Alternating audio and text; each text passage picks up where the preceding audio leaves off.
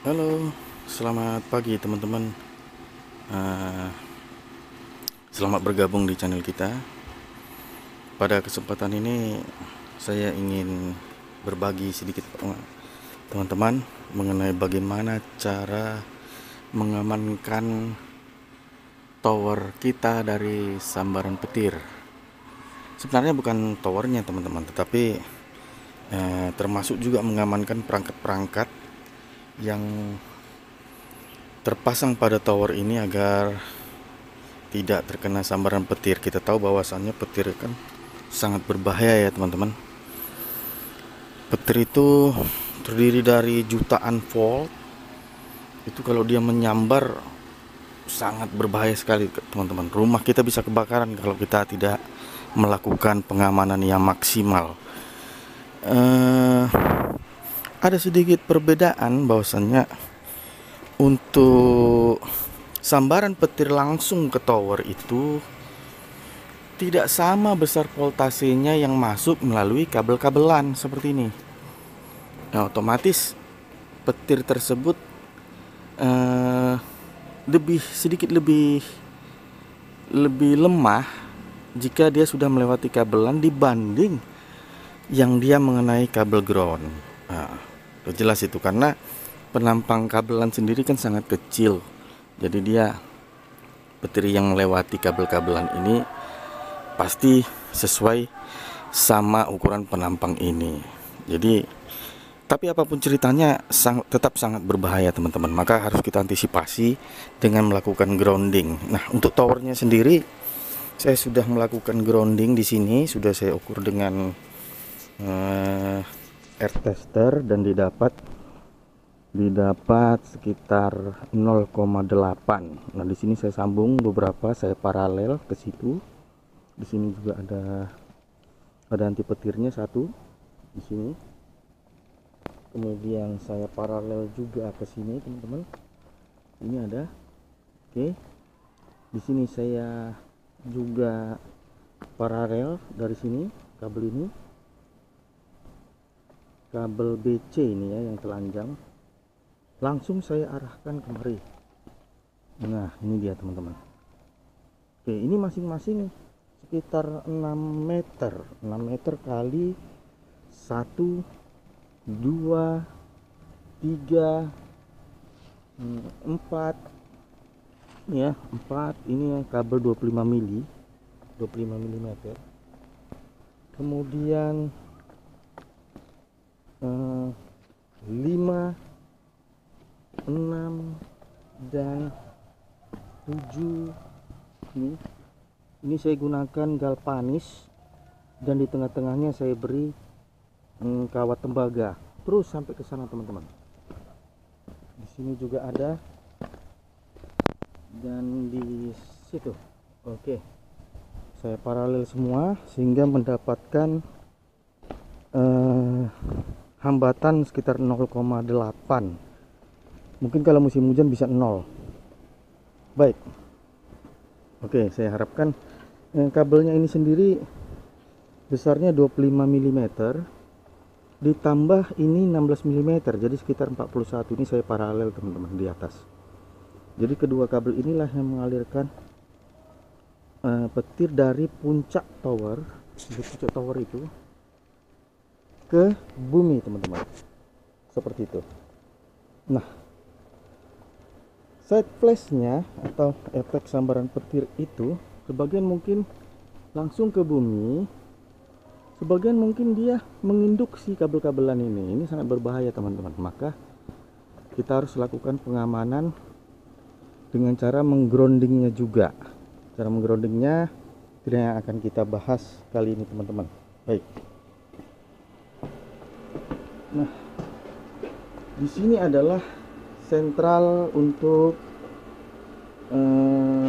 suplai arus dari server ke box untuk tower, teman-teman. Jadi untuk datanya sendiri saya tidak menggunakan kabelan dari sentral, tetapi menggunakan kabel FO ke sana, sehingga diharapkan arus petir yang induksi tidak melewati kabelan, tetapi berhenti hanya melewati kabel powernya. Nah, kabel arusnya. Nah, untuk kabel arusnya sendiri saya juga sudah melakukan pengamanan dengan cara seperti ini, teman-teman. Nah, di sini ada stabil. Stabil ini juga sudah saya grounding ke sini dengan kabel 25 mm. Nah, ini nampak teman-teman, nanti dia langsung menuju keluar. Oke.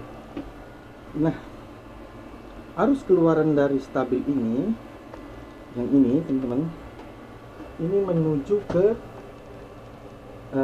MCB. Dua-duanya saya berikan MCB, baik line dan netralnya. Kenapa saya tidak memasang ini SPD di sini? Karena saya sudah memasangnya sebelum ini, teman-teman. Jadi di meteran di rumah itu sudah saya pasang SPD-nya, sehingga saya harapkan sudah ditangkal dulu yang dari arah PLN menuju kemari. Maka saya hanya memasang ini. Oke, dari sini menuju ke power supply, teman-teman. Oke, di power supply ini, karena ini adalah rangkaian untuk solar panel, ini bisa digantikan dengan panel surya, teman-teman. Bisa digunakan panel surya untuk mengecas baterai. Oke, rangkaiannya seperti ini. Di CPU ini, di power supply, saya teman-teman, di power supply ini juga sudah saya ground. Saya ground, ini dia, dan menuju ke tanah. Nah, outputnya yang hitam langsung menuju ke MPPT, ke solar charge controller. Dan positifnya saya gunakan MCB untuk penahannya. MCB ini adalah MCB DC, teman-teman. Nah, boleh diperhatikan MCB DC 25 volt, 25 ampere, 25 ampere, teman-teman ya. Iya, 25 ampere menuju ke MPPT. Saya buat tegangannya di 13,9. Oke, saat ini MPPT sedang melakukan pengecasan ke baterai. Nah, yang kedua, dari output MPPT yang kedua ini menuju ke baterai, teman-teman. Yang merah itu langsung menuju ke MCB di sini. Nah, yang hitam menuju kemari dulu. Di sini ada fuse 25 ampere, 30 ampere. Nah, baru output dari fuse ini masuk dia ke sini, ke MCB DC yang negatif.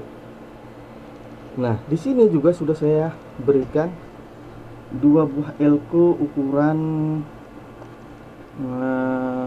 8800 UF, saya paralel 63 volt.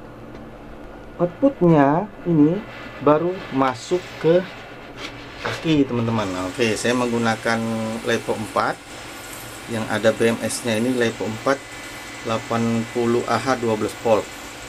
Nah, untuk tegangan pengecasan sampai saat ini adalah masih di 13,5 volt. Ini bisa juga saya gunakan, teman-teman, tapi ini baru datang, belum sempat saya instalasi. Di sini ada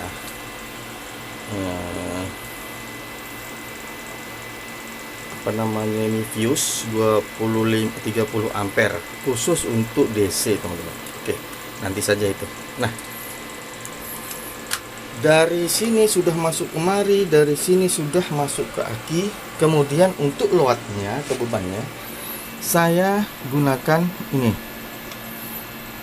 output untuk load dari MPPT nya langsung ke sini, teman-teman, langsung ke MCB load. Dari sini dia menuju ke fuse, teman-teman, ke fuse, naik dia ke fuse, baru dia masuk ke SPD, short protection device khusus DC. Jadi yang positif ke positif, negatif ke negatif. Negatifnya langsung menuju inverter. Nah, dari sini saya cangkok ke ini pengendali tegangan rendah. Ini saya pakai modul 609 kalau nggak salah. Dan inverter ini saya berikan relay supaya nantinya ketika kita pertama kali menghidupkan, arus ini akan disambung menggunakan relay. Jadi tidak langsung dari sini teman-teman, karena ini ampernya cukup kecil ya. Jadi saya manfaatkan modul 609 ini untuk mengaktifkan timer. Saya setting timernya 8 detik, baru dia memberi arus ke relay. Relaynya ini 12 volt 100 ampere ya teman-teman ya. Nah, 100 ampere cukup mahal, ini saya beli di luar negeri. Kemudian maka setelah timer ini memberi arus ke relay akan menyambungkan dari aki ke inverter, maka inverternya akan aman teman-teman, akan tersambung hidup dia. Nah, di sini MCB-nya juga saya grounding teman-teman. Saya grounding, MCB-nya saya grounding ke sini. Nah, langsung dia menuju keluar ke bumi. Oke. Nah, untuk outputnya saya berikan ini teman-teman. Saya ground dia di sini. Dia masuk ke panel. Aduh, kuncinya tidak saya bawa. Tetapi di dalam panel ini juga ada SPD seperti ini teman-teman. Ada short protection device. Ini dia kabel groundnya. Nah, langsung dia keluar. Di sini kabel ini nampaknya terpisah teman-teman dengan kabel yang ini, tapi sebenarnya di luar dia sama. Kita tidak boleh memisahkan rodnya di bawah, karena akan sangat berbahaya. Itu akan mengakibatkan beda potensial yang tinggi. Petir akan selalu menuju ke rod yang memiliki tahanan paling rendah, walaupun dia harus melewati semua perangkat ini, dan itu sangat berbahaya teman-teman. Nah, tetapi kenapa saya tidak menggabungkannya di sini? Tidak menolkan beda potensial itu bukan di rangkaian teman-teman, tetapi langsung di rodnya, di dalam tanah. Demikian teman-teman. Nah, kembali ke sini. Setelah melalui SPD ini, groundingnya saya masukkan ke sini teman-teman. Outputnya saya gunakan fuse 2 ampere ini masing-masing fuse. Nah, ini ada fuse-nya. Fuse-nya inilah yang menuju ke sini teman-teman. Coknya. Dan coknya inilah yang nantinya akan dikirim ke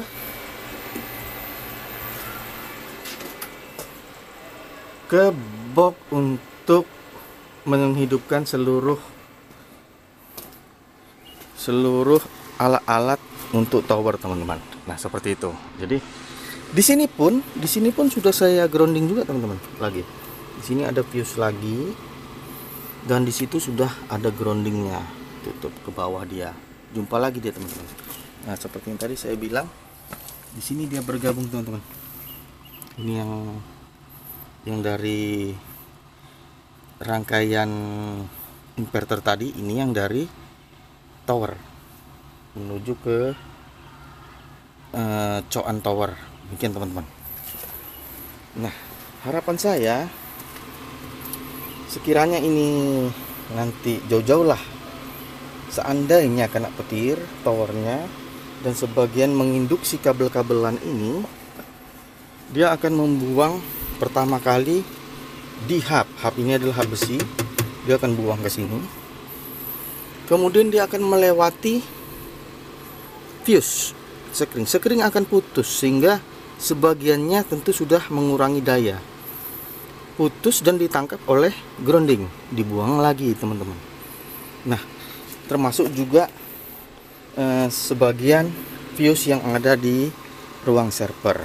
Oke, demikian teman-teman. Mudah-mudahan ini bisa membantu teman-teman sekalian. Maaf, ini agak berantakan, belum saya susuni. Yang penting harapan saya semuanya dapat berjalan dengan baik. Oke, sampai jumpa teman-teman pada video selanjutnya. Terima kasih.